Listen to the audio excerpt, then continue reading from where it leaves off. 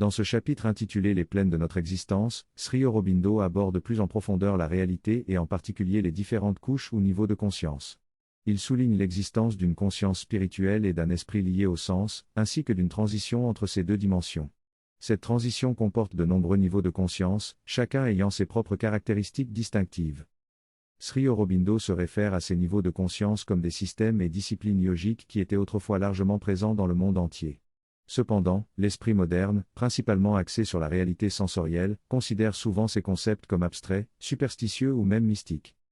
Dans cette étude, Sri Aurobindo souhaite nous permettre de comprendre, voire d'expérimenter, ces différents niveaux de réalité. Il propose de suivre le cadre de référence védique et Vedanta, tel qu'il est présenté dans les Upanishads, qui fournissent une vision globale de ces niveaux de réalité. Il mentionne également l'existence de différents systèmes spécialisés qui diffèrent dans leurs arrangements théoriques et pratiques, notamment en termes de priorité et de valorisation. L'auteur souligne également sa volonté de trouver des principes communs ou un principe sous-jacent à toutes ces traditions et connaissances. Il explique qu'en tant que scientifique, il était intéressé par la compréhension du fonctionnement de ces pratiques et des principes qui les sous-tendent, plutôt que de se concentrer uniquement sur des formules ou des techniques superficielles. Il évoque ainsi son exploration de diverses sciences occultes telles que la chiromancie, l'astrologie, la phrénologie, etc., à la recherche d'un principe commun. En somme, l'auteur propose une approche scientifique qui vise à comprendre les principes fondamentaux qui sous-tendent les différentes disciplines et systèmes yogiques, afin de pouvoir développer sa propre compréhension et interprétation de ces différentes réalités. Il met également en avant l'importance de la recherche personnelle et de l'expérimentation pour parvenir à une compréhension approfondie. L'un des anciens sadhaks de l'ashram, Pavitra, avait une formation technique en ingénierie et était également intéressé par l'astrologie. Il apprenait l'astrologie auprès de Sri Aurobindo et ce dernier corrigeait ses analyses pour lui montrer la bonne interprétation. Au début des années 1930, chaque sadhak qui arrivait à l'ashram demandait à Pavitra de dresser son thème astral et Sri Aurobindo faisait des observations à ce sujet.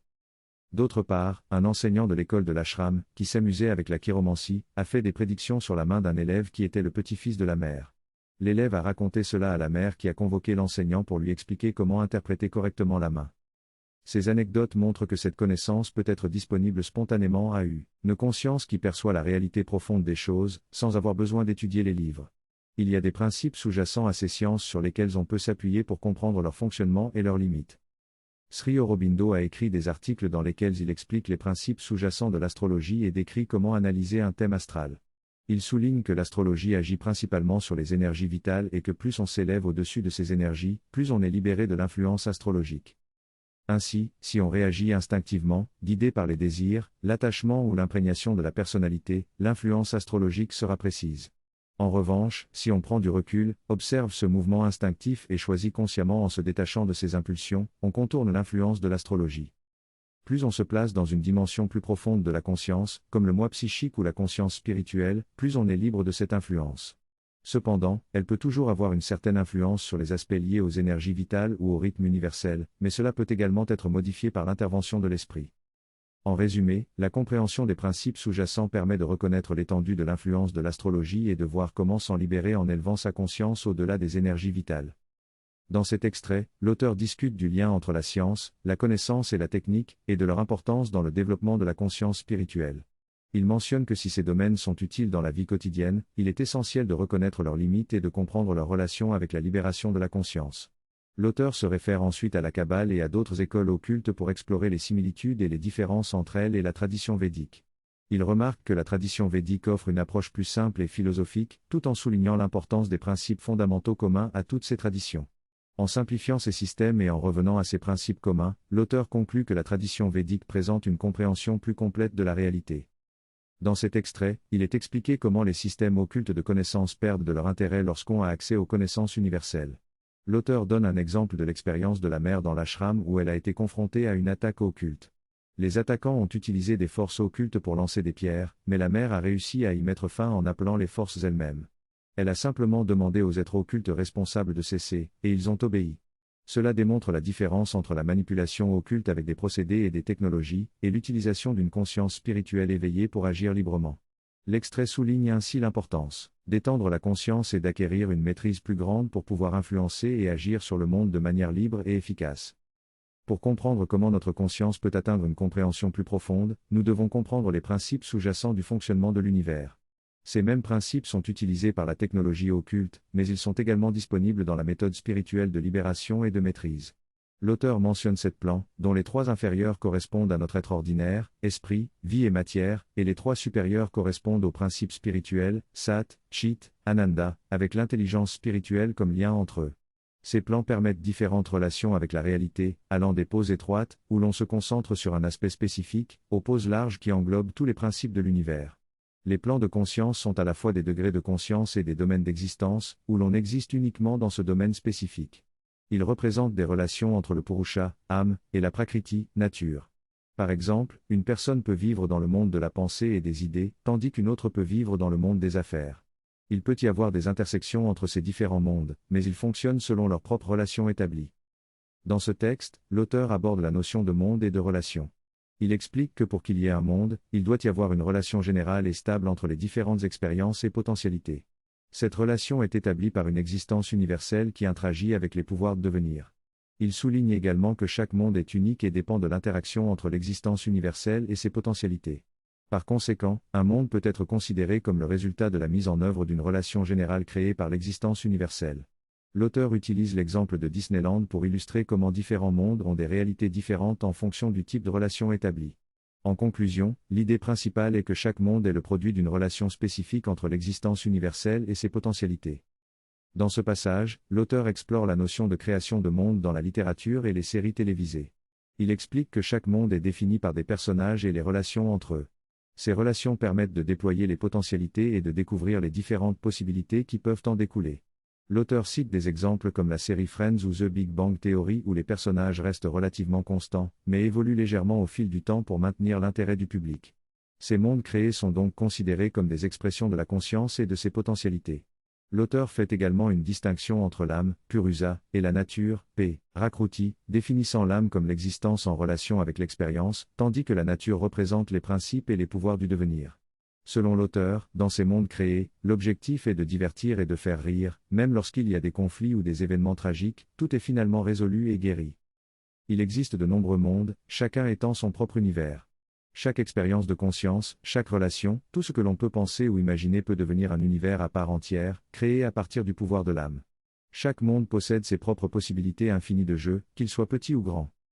Ces mondes peuvent interagir entre eux ou exister indépendamment les uns des autres. Chaque monde est fascinant, car il réunit toutes les relations possibles et toutes les combinaisons de pouvoirs. Dans notre modèle de 7 plans, chaque plan peut contenir un nombre infini de mondes. Dans le monde physique, il est plus difficile de percevoir cette diversité, mais dans le monde vital, elle est plus tangible. Chaque culture, chaque valeur, chaque époque est un monde en soi, avec ses propres expériences et apprentissages. Ces mondes ne sont pas limités à un emplacement géographique, mais sont des manifestations de relations de conscience, d'énergie, de pensée et de sentiments qui existent dans le Brahman, le monde de l'unité suprême. Il est possible de visiter ces mondes dans les rêves, où une partie de notre conscience quitte notre corps physique pour explorer ces univers. Chaque monde a ses propres valeurs, principes et idéaux, et offre une multitude d'expériences. Dans un roman bien construit, on peut capturer l'essence de ces mondes en les mélangeant habilement. Chaque monde est un univers en soi, mais ils peuvent aussi se croiser et former un monde plus restreint. Chaque relation possible que la conscience peut avoir avec son potentiel infini forme un monde, existant sur une certaine gradation de conscience. Chaque monde est basé sur des principes spécifiques et possède ses propres caractéristiques. Par exemple, le monde de Disney est principalement axé sur le monde vital, où les émotions et le jeu sont prédominants. Dans ce monde, le corps n'est pas rigide et peut se déformer, car il est principalement basé sur la vitalité. En résumé, chaque expérience, chaque relation, chaque poise de conscience peut devenir un monde en soi, avec ses propres caractéristiques et possibilités infinies. Ces mondes existent déjà en tant qu'univers entier, intragissants ou indépendants les uns des autres, et ils sont tous fascinants à explorer. Dans cette synthèse, l'auteur explore la relation entre la forme et l'énergie dans différents domaines de la conscience.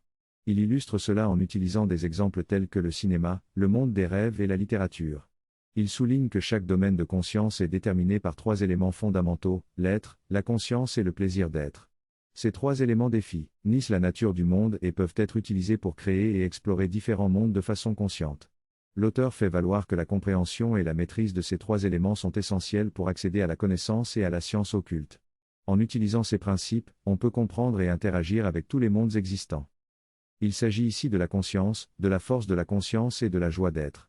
Ces 3 éléments sont essentiels à toute existence. Dans l'exemple du monde de Disney, Walt Disney lui-même incarne la conscience, en tant qu'auteur et créateur de cet univers.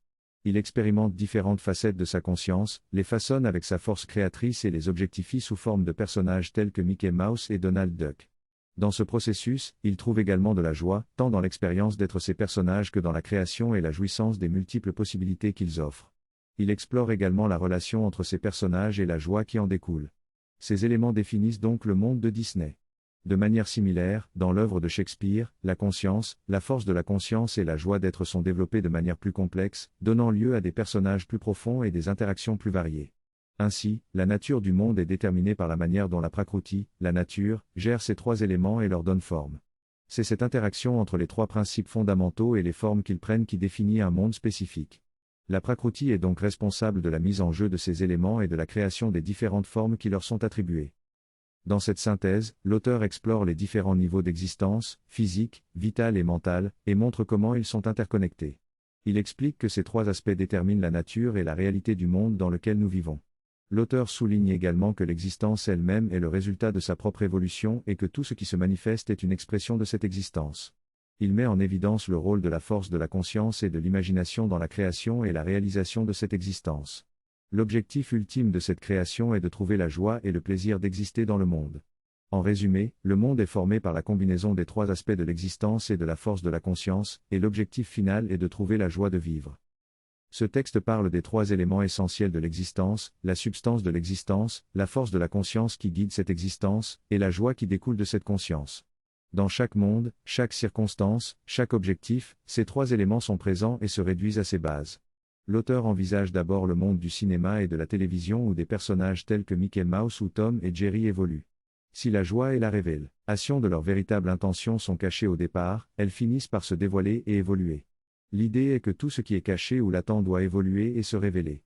Cette idée s'étend ensuite à des mondes plus larges, tels que l'océan ou la cosmologie, où chaque domaine a sa propre focalisation et sa propre évolution. Dans tout l'univers, les différents mondes coexistent dans un ordre et une structure, formant ainsi des plans et des relations significatives. L'auteur souligne ensuite le monde physique dans lequel nous vivons, où l'âme réside dans la matière. Dans ce texte, il est affirmé que l'âme a établi une relation avec la nature et est consciente uniquement du monde matériel. La matière est décrite comme l'involution de la conscience de l'existence dans une force inconsciente et divisée. La substance est considérée comme étant divisée en de plus en plus petites parties, sans jamais se regrouper. La logique de l'univers matériel est donc l'évolution de ce qui est caché et le développement de ce qui est non développé. Cette évolution est nécessaire car ce qui est caché doit émerger. L'évolution existe uniquement dans le monde physique car c'est là que les éléments sont perdus. La forme est le premier élément à émerger, suivi de la force et de la conscience, puis du plaisir. L'évolution est donc le processus pour que ces éléments cachés émergent du monde matériel. Le récit décrit la crue et la fragmentation du monde physique, ainsi que la nécessité de l'évolution. Le monde matériel est caché, ce qui le rend évolutif. Cette évolution implique le développement de ce qui est sous-développé, mais il y a une distinction entre l'évolution et le développement. Dans l'évolution, quelque chose émerge de ce qui était caché, tandis que dans le développement, ce qui a émergé continue de croître dans ses capacités. Même si l'intelligence a évolué à partir d'une conscience émotionnelle rudimentaire, elle peut se développer de différentes manières tout en restant de l'intelligence. Le but ultime de l'évolution matérielle est de révéler la conscience endormie de la force matérielle et d'atteindre la connaissance de soi. Cela s'applique à l'ensemble du monde matériel, quelle que soit sa forme. Le récit suggère également que ces principes d'évolution et de développement s'appliquent aux créations dans le monde de l'esprit, comme les personnages de dessins animés de Walt Disney. Dans cet extrait, l'auteur parle de l'évolution des personnages cinématographiques. Selon lui, les films basés sur des personnages créés dans des films n'ont pas autant d'impact que les cartoons imprimés physiquement. Il explique que les personnages vivant dans un monde physique subissent une évolution et un développement constant. En comparaison, les personnages de Tom et Jerry, par exemple, ont perdu de leur intérêt en grandissant, car ils n'évoluent pas avec nous. L'auteur souligne également l'importance de se connecter au monde physique pour une profondeur et une pertinence durable. Il fait référence aux personnages de Shakespeare qui restent pertinents tout au long de notre vie, car ils sont confrontés à des problèmes réels qui résonnent avec nous au fil du temps. L'auteur explique que lorsqu'on dépasse un certain niveau de croissance, les mondes purement vitaux ou mentaux n'ont plus de valeur et peuvent même nous retenir. Il mentionne également le concept de yoga où l'on reçoit de l'aide d'un niveau de conscience supérieur et finit par s'en détacher pour évoluer davantage. En conclusion, l'auteur souligne que l'évolution et la croissance sont intrinsèquement liées au monde physique, tandis que les mondes exclusivement vitaux ou mentaux ne peuvent pas offrir la même évolution. Nous avons la possibilité de vivre dans un corps physique dans un monde physique afin de connaître les caractéristiques des mondes mentaux et spirituels dans un cadre évolutif. Lorsque nous abandonnons notre corps physique et explorons ces mondes, nous pouvons y grandir et nous développer, mais sans évoluer. En revanche, en étant dans le monde physique, nous pouvons développer tous les plans de conscience de ces mondes car ils se croisent tous dans le monde physique. Ainsi, le monde physique est à la fois le plus bas et le plus élevé, car il offre la possibilité d'une évolution complète. Notre voyage à travers les vies en tant qu'âme individuelle est la réalisation de cette expérience. Le but de notre existence matérielle doit donc être l'évolution de ce qui est impliqué et le développement de ce qui est sous-développé. Notre plus grand objectif en tant qu'être humain est de devenir conscient de notre propre âme emprisonnée et d'atteindre la perfection en libérant la lumière de la conscience. Cela nécessite de se connaître soi-même et d'atteindre la perfection. Même si nous n'en sommes pas conscients, cela est la force motrice de notre existence. Notre alignement à cette force permet d'atteindre un très haut niveau de développement physique. Si nous perdons cet alignement, nous prenons un nouveau corps pour continuer notre évolution. Il est donc essentiel de se dédier à un but conscient de croissance de la conscience et de demander de l'aide dans cette démarche. Chaque individu peut trouver sa forme particulière d'accomplissement de cette conscience, mais l'engagement conscient envers le but et l'aide demandée sont suffisants pour nous mener loin. Il est intéressant de noter que même devenir conscient de la substance de notre corps représente un grand pas pour la plupart d'entre nous. Ce sujet fascinant sera développé plus en détail dans les prochaines sessions, notamment en abordant le fonctionnement de la force dans le monde physique et les différentes étapes de l'évolution. Ensuite, nous aborderons le monde vital, mental et spirituel. Nous pouvons faire une pause ici et répondre à vos commentaires ou questions. Pour ceux qui ont atteint ou vivent dans la conscience cosmique, ils s'identifient non seulement à leur propre corps, M, et également à l'extension substantielle plus vaste de la substance physique du monde physique, qui fait partie du travail de la mère. Le résultat est qu'en entrant dans cette conscience de la matière, non seulement la substance humaine de l'espèce humaine et des corps humains, mais aussi la substance de la Terre dans le monde physique, s'infuse d'une lumière et d'une force supérieure pour aider à l'émergence et à l'accélération de l'évolution ancienne, ce qui peut avoir un impact massif dont nous verrons les résultats sans en comprendre la raison. L'un de ces résultats est qu'il y a une poussée de force cachée dans le corps physique lui-même et dans la matière physique de l'univers. Cette force tente de s'exprimer et accélère ainsi le processus évolutif qui se déroule dans la substance matérielle. Vous verrez par conséquent que même les minéraux se développent de manière plus riche et complexe, mais dans les choses plus conscientes, comme les fleurs, vous trouverez une fluorescence de variétés et de riches possibilités qui n'étaient pas présentes auparavant, mais qui émergent très rapidement. Dans le corps humain, qui est le plus conscient, cela signifie également que le corps, dans son évolution, s'accélère, et tout cela parce que la mère s'est branchée sur cette substance physique. Maintenant, nous comprenons comment cela fonctionne. Souvenez-vous que c'était la délicatesse qui était cachée à l'intérieur du cheval de conscience qui est cachée à l'intérieur de la forme, elle-même ayant perdu ce qu'elle cachait, et maintenant, dans la forme qui est émergée avec une conscience émergée, du moins dans le corps humain, elle entre dans la substance physique totale et pousse de là pour l'émergence de la force, de la conscience et de la délicatesse. Ainsi, l'évolution entière s'accélère, du moins dans l'espace où elle pousse, qui est au moins notre terre physique. Mais maintenant, nous comprenons cela plus profondément grâce à ce que nous avons lu. Vous remarquerez qu'à la fin de l'étude, notre perception du monde change. Nous regardons le monde différemment, nous regardons la réalité différemment, nous nous regardons nous-mêmes différemment, et ce changement de perspective est extrêmement précieux. Si vous pouvez le maintenir, cela a une grande valeur, car depuis cette position, toute la notion de but et l'inévitabilité de notre éveil spirituel sont présentes. Tout le reste de notre vie, toutes nos activités, s'organisent autour de ce centre. Nous continuerons cela vendredi prochain.